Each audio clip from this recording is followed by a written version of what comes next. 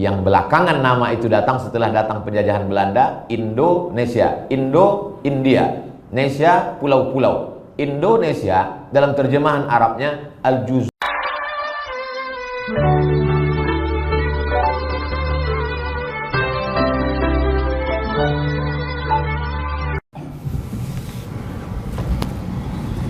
Langsung. Bismillahirrahmanirrahim. Assalamualaikum warahmatullahi wabarakatuh. Alhamdulillah wassalatu wassalamu ala Rasulillah wa ala alihi wa sahbihi wa man da'a bi da'watihi wa istanna bi sunnatihi ila yaumi liqa'i rabbih. Rabbi shrah li sadri wa yassir li amri wa hlul 'uqdatam min lisani yafqahu qawli. Allahumma 'allimna ma yanfa'una wanfa'na bima 'allamtana innaka antal alimul hakim. Laisa minna man lam yarham saghirana wa lam ya'rif syarafa kabirina. Yang tidak hormat kepada yang tua, tidak sayang kepada yang muda, maka bukan umat Nabi Muhammad sallallahu alaihi wasallam. Yang sama-sama kita hormati Ketua Majelis Ulama Indonesia, Kepala Kantor Kementerian Agama, Ketua beserta pengurus Lembaga Adat Melayu, kemudian tokoh masyarakat, alim ulama, cerdik pandai yang besar tak dihimbau gelar, yang kecil tak disebut nama. Hadir pula bersama kita Bang Hardihut, tokoh Kepri. InsyaAllah kita semua dimuliakan Allah Subhanahu wa Ta'ala. Amin ya Rabbal Alamin. Berbicara dengan politik berarti kekuasaan. Maka kalau kita lihat Nabi Ibrahim alaihissalam, kenapa dia bisa dibakar? Harriquhu, bakarlah dia. Itu menunjukkan bahwa dia tidak punya kekuasaan. Karena tidak punya kekuasaan, maka bisa dibakar orang. Karena tidak ada yang membela. Lalu kemudian datanglah mukjizat. Qulna, kami katakan, ya naru, wahai api, kuni bardan wasalaman ala Ibrahim. Lalu kemudian berpindah pada masa Nabi Musa alaihissalam.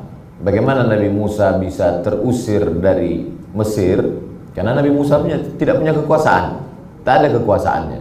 Akhirnya dia bawalah Bani Israel itu. Dalam tafsir Ibnu Katsir disebutkan jumlah Bani Israel yang dibawa oleh Nabi Musa menyeberang dari Mesir melewati Laut Merah ke Palestina itu 600.000 orang. Artinya dia tidak punya kekuasaan. Kekuasaan dipegang oleh Fir'aun. Lalu kemudian puncaknya juga sama, datang mukjizat. Falamma adrakahul gharaqu, akhirnya tenggelam juga Fir'aun. Lalu kemudian Nabi Musa menyeberang dan dia tidak sampai ke Palestina. Dia meninggal di dataran Sinai. Lalu kemudian perjalanan itu dilanjutkan oleh murid Nabi Musa bernama Yusha bin Nun. Dalam literatur barat disebut dengan Joshua. Lalu kemudian sampailah pada masa Nabi Isa alaihissalam. Wa ma qataluhu, mereka tidak berhasil membunuhnya. Wa ma salabuhu, mereka tidak menyalibnya. Walakin syubbiha lahum, akan tetapi ada orang yang diserupakan dengannya.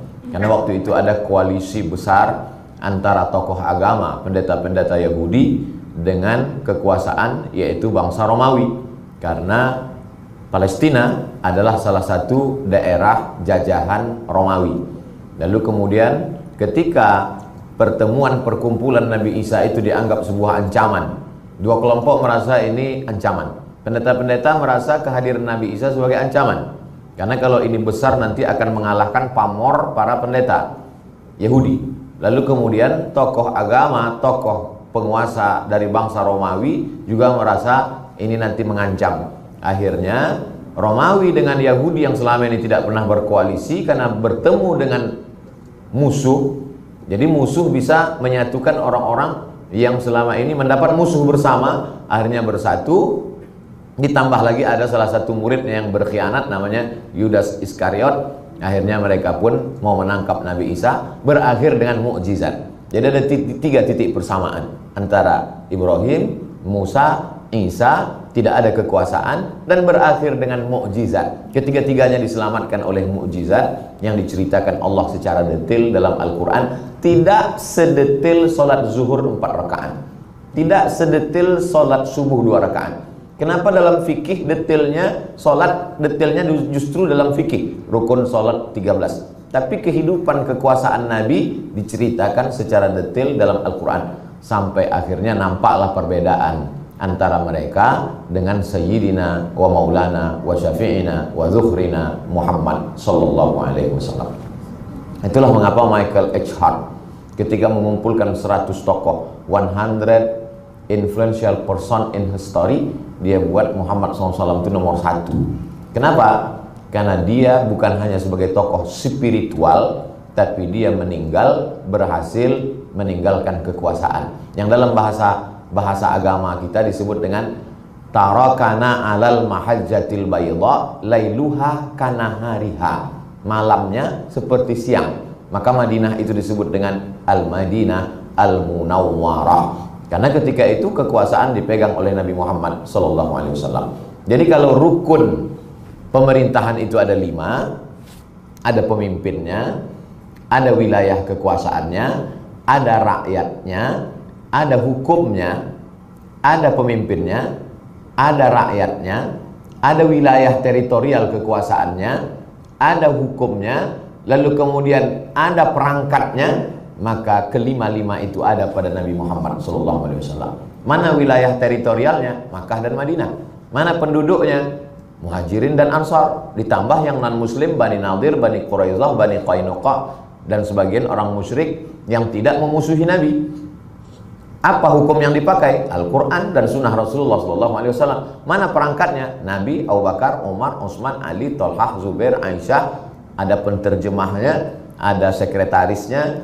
Semua diterjemahkan oleh sahabat Nabi, Zaid bin Sabit. Ta'allamtuha wa hadzaqtuha, aku pelajari bahasa Yahudi itu secara mendalam selama nisfa syahrin, setengah bulan. Lalu kemudian ada hukum, ada wilayah, ada masyarakat, dan dipimpin langsung oleh Nabi Muhammad SAW. Maka ketika Nabi SAW meninggal, berkumpullah sahabat di Saqifah Bani Sa'idah. Mereka bermusyawarah siapa yang akan mengganti kepemimpinan setelah Nabi Muhammad SAW. Bukan kenabian, karena kenabian la nabiyya ba'dah, la nabiyya wala rasulah ba'dah. Tapi yang mereka bicarakan di Saqifah Bani Sa'idah itu adalah kepemimpinan setelah Nabi Muhammad SAW meninggal. Lalu orang Syiah menuduh bahwa Abu Bakar dengan Umar berkoalisi untuk menyingkirkan Sayyidina Ali. Padahal kita tahu, paham dalam fikih, kalau orang meninggal, yang paling layak memandikan jenazahnya adalah ahli bait, keluarga. Maka sesungguhnya mereka sedang bagi-bagi tugas. Sayyidina Ali, Sayyidina Abbas, Sayyidina Abdullah bin Abbas, Sayyidina Fadl bin Abbas, mereka mengurus jenazah Nabi karena mereka ahli bait. Sedangkan Abu Bakar dengan Umar berkumpul di Saqifah Bani Sa'idah mengurus urusan. Lalu kemudian semua bersepakat, masing-masing punya calon. Orang Madinah punya calon namanya Sa'ad bin Ubadah, panglima perang dari suku Aus. Sedangkan orang Makkah punya calon Umar bin Khattab, panglima perang juga. Lalu kemudian Umar mengatakan ada indikasi lain. Apa itu? Bahwa Nabi ketika sakit mengangkat Abu Bakar sebagai imam sholat. Maka imamatun sughra dalilun ala imamatin kubra. Imam kecil, imam sholat itu menunjukkan indikasi imam besar untuk menjadi pemimpin umat. Maka akhirnya mereka bersepakat.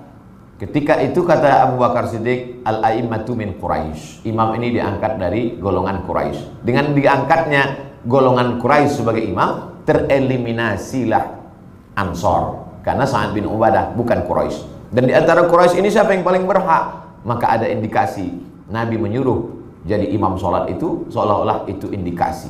Lalu kemudian bergantilah kekuasaan itu selama 4 kali. Dari Abu Bakar kepada Umar, dari Sayyidina Umar kepada Sayyidina Utsman, dari Utsman kepada Sayyidina Ali. Maka pergantian dari Nabi Muhammad ke Sayyidina Abu Bakar, Sayyidina Umar, Sayyidina Utsman ke Sayyidina Ali ini ditulis begitu cantik dan apik pada tahun 450 Hijrah oleh seorang ulama bermazhab Syafi'i bernama Al-Imam Al-Mawardi dalam kitab yang disebut dengan Al-Ahkam As-Sultaniyah.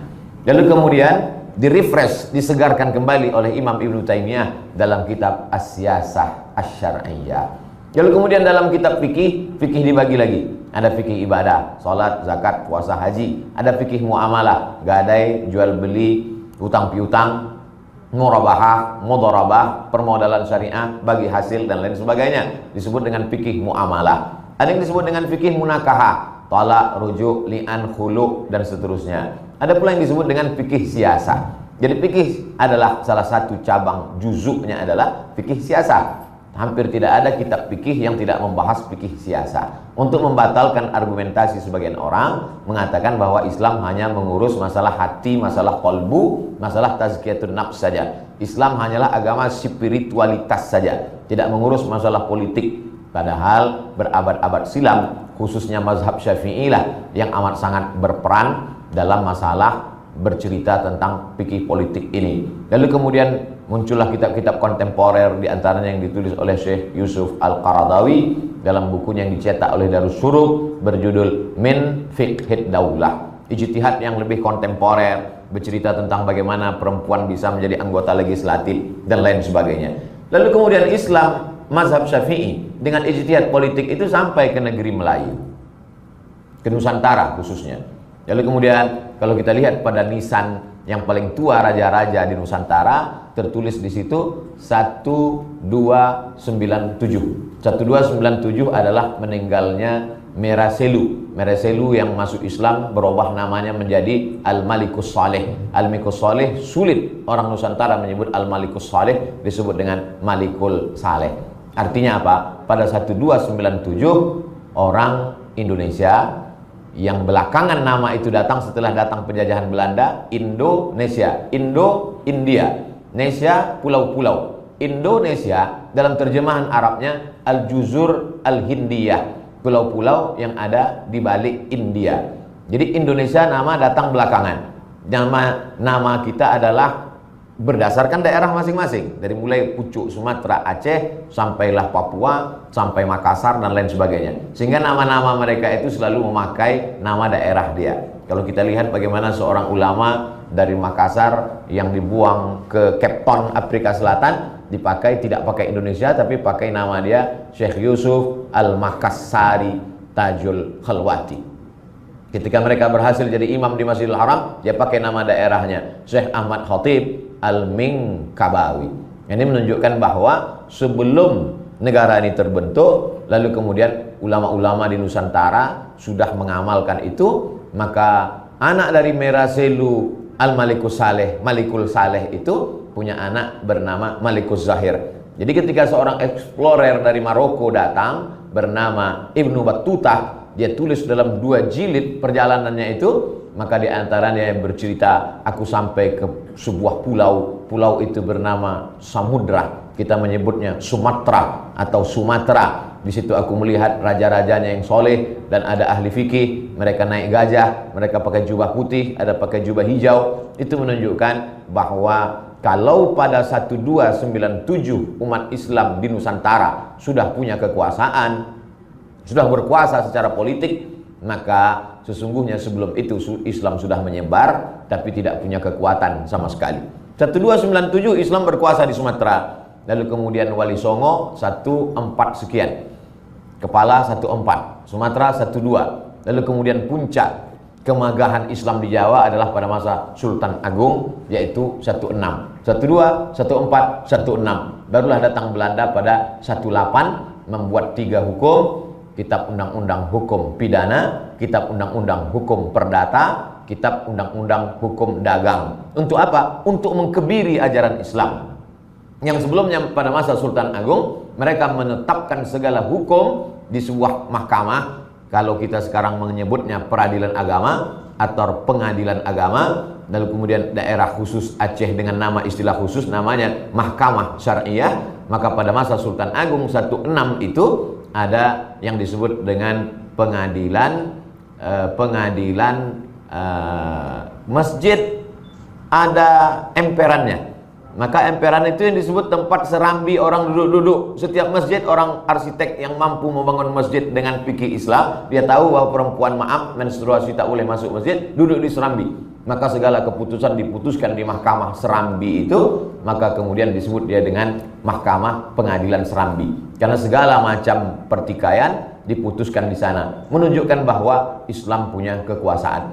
Lalu kemudian kerajaan-kerajaan Melayu, dari mulai Aceh di atas turun ke bawah ada kerajaan Melayu Langkat, lalu kemudian turun ke bawah kerajaan Melayu Delhi, Sumatera, Medan, Istana Maimun sampai tegak hari ini berdiri, lalu kemudian Serdang, setelah itu turun ke bawah Tanjung Balai Asahan, lalu kemudian turun lagi ke bawah, langsung kerajaan Melayu Asahan itu bersempadan bertetangga dengan kerajaan Siak Sri Indrapura, di bawah Siak itu kerajaan Pelalawan, di bawah Pelalawan langsung kerajaan Indragiri. Indragiri yang paling tua karena dia pernah mengalami sultan-sultan yang tidak Islam, yaitu Hindu-Buddha. Lalu kemudian di bawah itu langsung ke kerajaan Jambi. Lalu kemudian menyeberang ke kepulauan.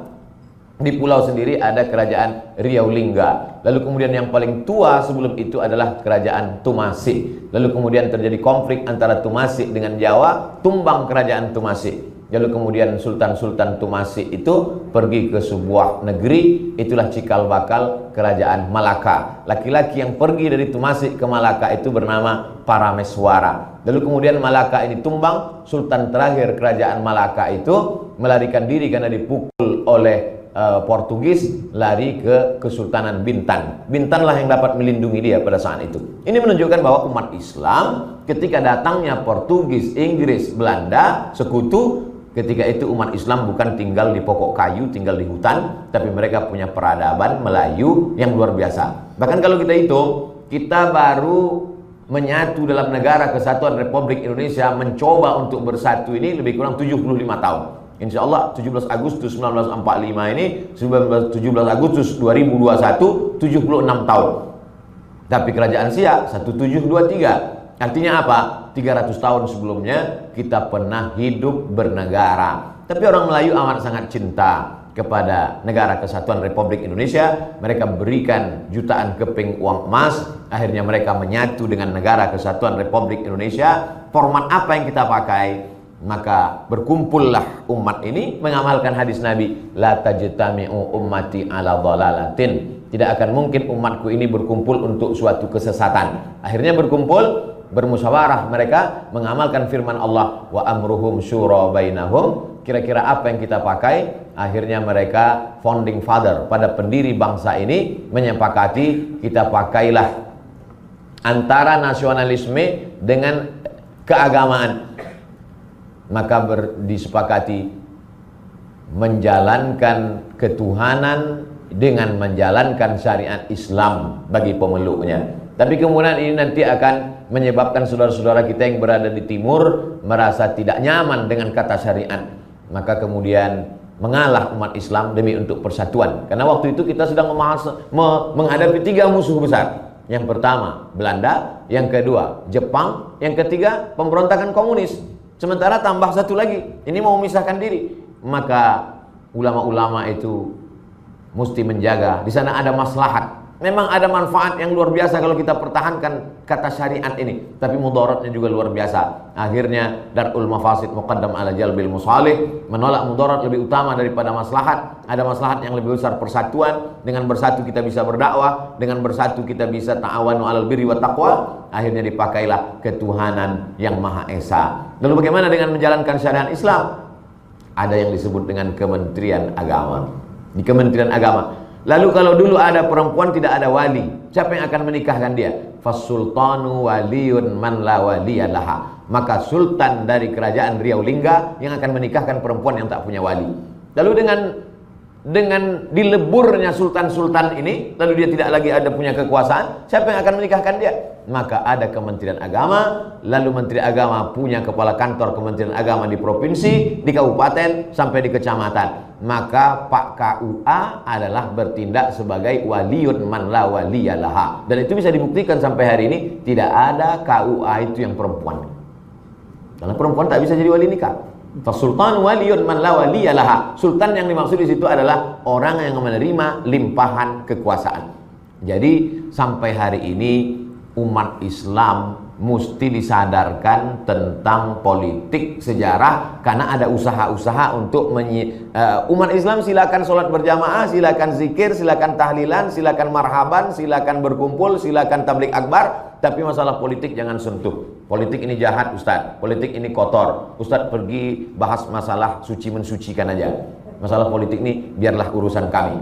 Ini amat sangat berbahaya bagi umat. Kenapa? Karena dalam dunia demokrasi, suara terbanyak adalah suara Tuhan.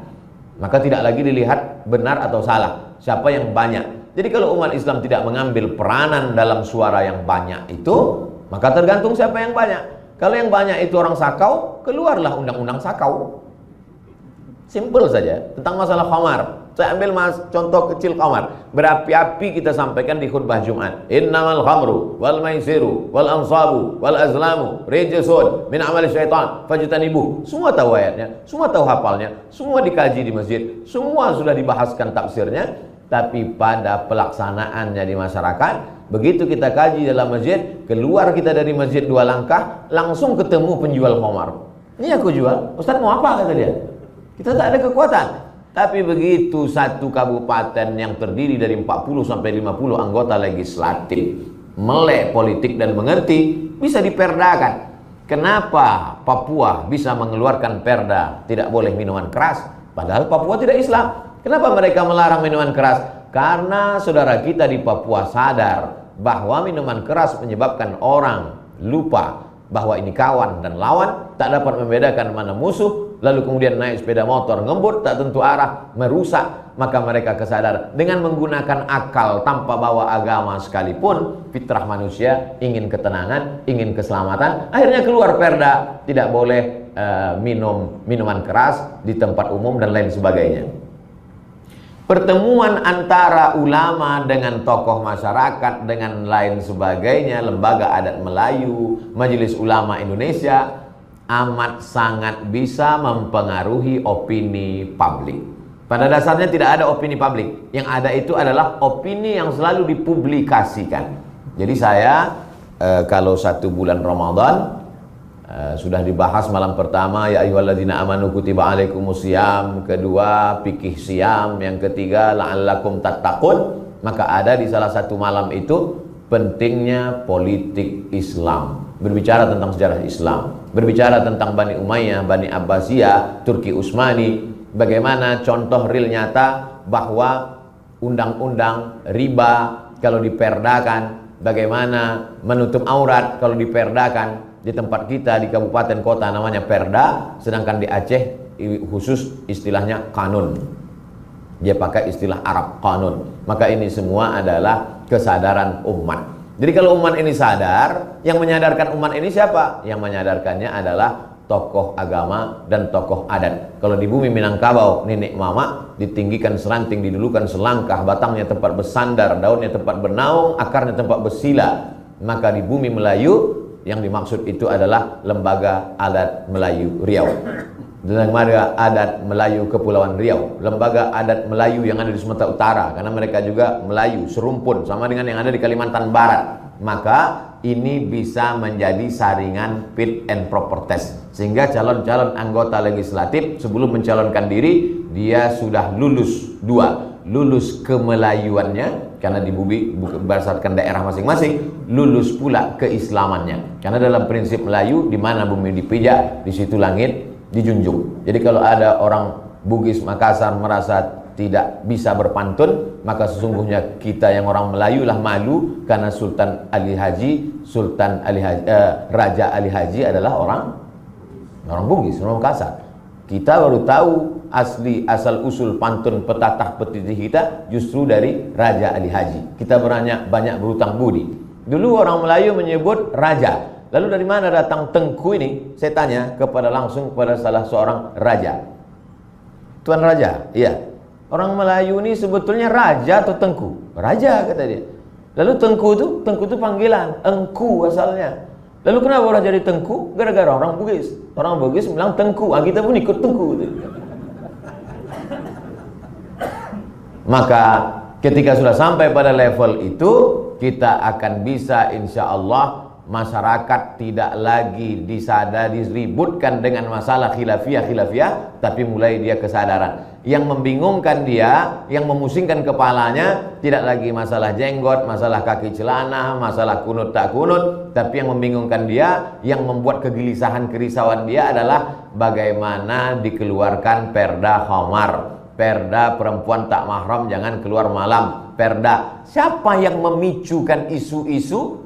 Ustadz dan tokoh adat. Tokoh adat bicara tentang adat. Adat bersendi sarak, sarak bersendi kitabullah. Sekali layar terkembang surut untuk berpantang. Melayu adalah Islam. Melayu tanpa Islam, hilang Islamnya, tinggal layunya saja. Lalu kemudian setelah disadarkan tentang adat istiadat dia, lalu kemudian ulama mengajak dia bahwa ini masalah mazhab Hanafi, Maliki, Syafi'i, Hambali. Yang paling detail adalah bagaimana perda-perda ini bisa bernilai syariah. Sehingga calon-calon anggota legislatif itu pun akan berani mencalonkan diri kalau dia punya bekal. Paling tidak dalam hal kemelayuan punya bekal pantun agak 2-3, dihafalnya lah 2-3 pantun. Dalam hal masalah keagamaan paling tidak dia paham, karena dia akan ditanya oleh masyarakat. Nanti kalau Bapak duduk jadi anggota legislatif, DPR kota, DPRD provinsi, DPR RI, apa saja nilai-nilai keislaman yang akan Bapak sampaikan. Kenapa itu bisa ada dalam benak dan pikirannya? Karena dia sudah melihat fenomena yang ada umum. Jadi yang saya bicarakan ini adalah kombinasi antara ideal dan realitanya. Sesuai dengan judul kita, idealita dan realita. Nah, bagaimana idealitanya? Bahwa idealnya masyarakat punya kecerdasan untuk memilih orang-orang yang layak. Dari mulai DPR kota, DPR kota kabupaten, DPRD provinsi, DPR RI, DPD, wali kota, bupati, gubernur, presiden yang dia pilih. Lalu kemudian apa yang terjadi? Realitanya bahwa suara masih lagi dipengaruhi oleh money politik. Money politik akibat apa? Akibat masyarakat lapar. Orang lapar tak bisa kita ajak seminar. Yang bisa diajak seminar cerita itu orang kenyang, tenang, kenyang, adem, ayam, AC hidup. Kalau kepanasan, tak ada makan, maka tak bisa dia berpikir. Sulit otak itu bekerja kalau perut kosong. Akhirnya siapa yang punya duit, siapa yang punya banyak duit, jadi ini tanggung jawab siapa ini? Tanggung jawab kita bersama, Ustadz, Majelis Ulama Indonesia, Lembaga Adat Melayu, dan tokoh masyarakat. Fasadul ulama bifasadil umara. Fasadul umara, fasadul ummah bifasadil umara. Fasadul umara bifasadil ulama. Fasadul ulama bihubbil mali wal jah. 4 sepaket. Umat ini rusak karena pemimpinnya rusak. Pemimpin ini rusak karena ulamanya rusak.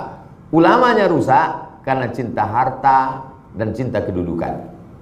Jadi kalau ulama sudah selamat dari ini, dia mempengaruhi umat untuk kebaikan maslahat, maka insya Allah akan baiklah ulama. Kalau ulamanya baik, akan baiklah pemimpin. Kalau pemimpinnya baik, maka rakyat akan baik. Masyarakat kama yuwalla alaikum, kamu akan dipimpin oleh orang-orang yang seperti kamu. Jadi hari ini kita sedang berhadapan antara idealisme yang kita sampaikan pada khutbah, pada seminar, pada lokakarya, tapi di sisi lain juga kita sedang menghadapi realita umat yang luar biasa. Kita bisa melihat orang pemabuk, sakau bisa duduk menjadi anggota parlemen. Kenapa? Karena umat yang memilih mabuk juga. Dari mana kita memperbaiki ini? Banyak yang mengatakan, udahlah tak usah kita cerita politik ini, capek, kita tak ada pangkalnya, tak ada ujungnya. Saya tetap optimis, karena putus asa dalam Islam itu syaratnya berat. La yai'asu mir rahmatillah ilal qaumul kafirun. Kalau mau putus asa syaratnya kafir dulu, baru boleh putus asa. Nah, jadi saya tetap dalam 2, memperbaiki umat ini dengan cara 2. Yang pertama dakwah, yang kedua pendidikan. Makanya selalu saya katakan, mari kita masukkan anak kita rumah Quran, TK Quran, SD Quran, SMP Quran, SMA Quran. Sehingga generasi Qurani nanti dia akan jernih untuk memilah dan memilih. Perbaiki ekonomi umat, belanja ke warung tetangga. Karena kalau ekonominya sudah mapan, insya Allah dia tidak bisa lagi dipengaruhi. Karena dia sudah independen. Kada al-faqru ayyakuna kufran. Hampir kefakiran membuat dia menjadi kafir. Puncaknya adalah independensi dalam bidang pilihan politik. Saya kira sebagai pengantar dialog kita, itu yang dapat saya sampaikan. Sengaja saya sampaikan cepat-cepat karena takut bahannya hilang. Karena di depan saya ini banyak tokoh-tokoh masyarakat. Terima kasih. Assalamualaikum warahmatullahi wabarakatuh.